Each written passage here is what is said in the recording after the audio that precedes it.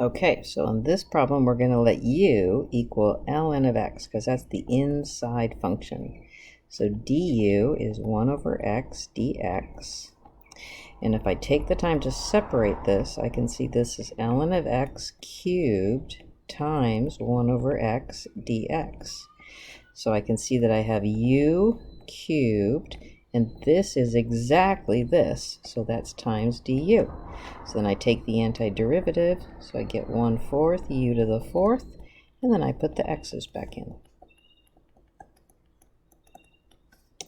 All right, so the denominator sometimes is a good thing for u to be equal to. So I'm going to let u equal 2 plus e to the x. So you know the derivative of e to the x is e to the x. So if I took the time to rewrite this, I'd have times e to the x dx. So this right here is exactly du. And then I have 1 over u.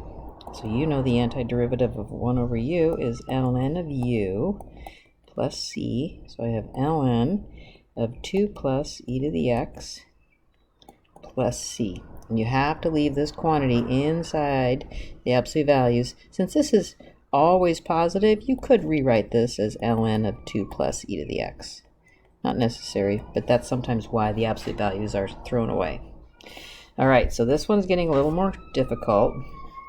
So because I know that the derivative of ln of x is 1 over x, I'm going to let u just equal ln of x.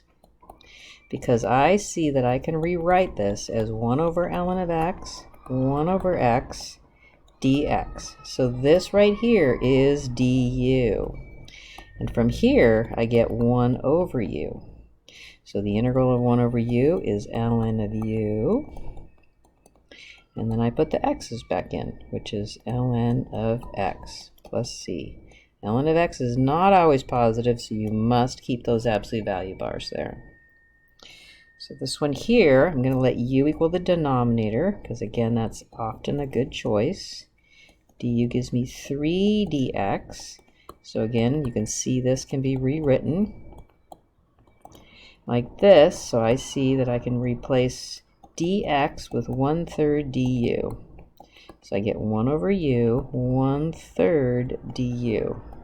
So if I take the time to pull the 1/3 on the outside, the antiderivative of 1 over u is ln of u plus c, and then put the x's back in.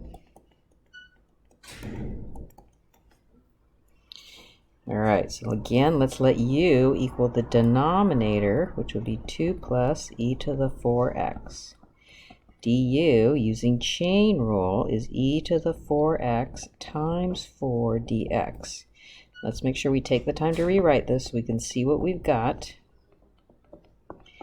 E to the 4x dx. Okay, so I need to take out e to the 4x dx, and I see it here, except I've got that extra factor of 4.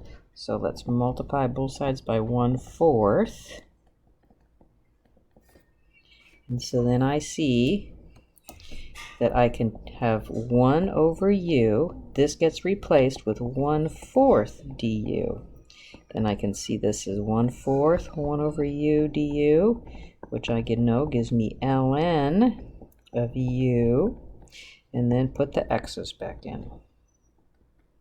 2 plus e to the 4x plus c. All right, let's move on to some trig functions. So here I'm going to let u equal the angle, that which is inside the cosine function. So du will be 4x cubed dx. So again, if I take the time to rewrite this, so I see what I've got. There it is, x cubed dx, x cubed dx. So 1/4 du is x cubed dx. So 1/4 du cosine of u. I've rewritten the integral. So antiderivative of cosine is sine. And finish it off by putting the x's back in. Okay, so inside, this here, inside angle is a good choice for u. So when I take the derivative, I get 3/2 x to the 1/2, because remember with derivatives you decrease the exponent. So if I took the time to rewrite this, I'd have sine 1 plus x to the 3/2, and this is root x dx off to the side, so I need to take out root x dx and get the du in. Oh, look at that, there it is, root x dx. So I just need to rewrite this as 2/3 du is root x dx. So sine of u, 2/3 du. So this 2/3 carries along, and I'm taking the antiderivative of sine. So I know that that's negative cosine. And then don't forget to put the x's back in. And plus c. All right, so sometimes the denominator is good to let u equal, but inside the exponent of this e function, I think that's the most inside function I'm going to want to let u equal. So du gives me secant squared x dx, and let's rewrite this to see what I've got. So I've got e to the tangent of x times 1 over cosine squared dx. I think that is the same thing as saying secant squared x dx. So that is my du. So I get integral of e to the u du, which is e to the u, and then I put the x's back in.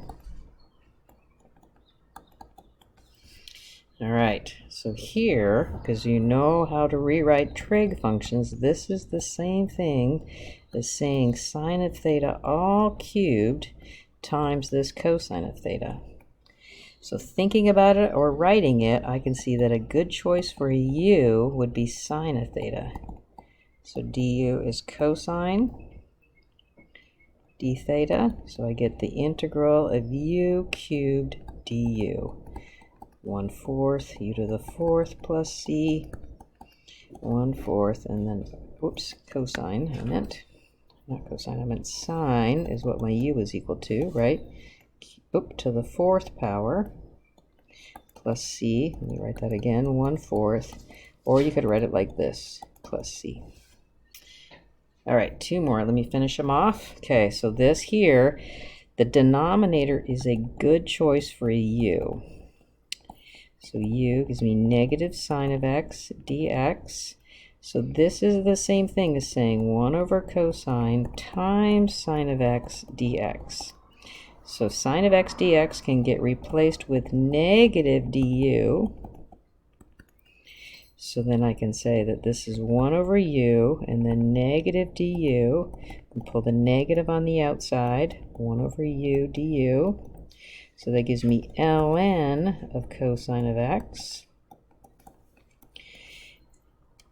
And this could be written as ln of secant of x plus c, because we know that this negative sign can come up to the exponent of cosine, and we know that cosine of x to the negative 1 power is 1 over cosine, which is the same thing as saying secant of x. So just know that these two are equivalent answers.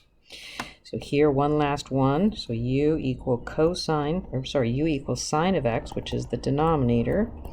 Du is cosine of x dx. So rewriting this, so I see I have 1 over sine cosine. So this gives me 1 over u du.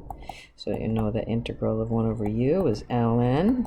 And so this gives me ln of sine of x plus c.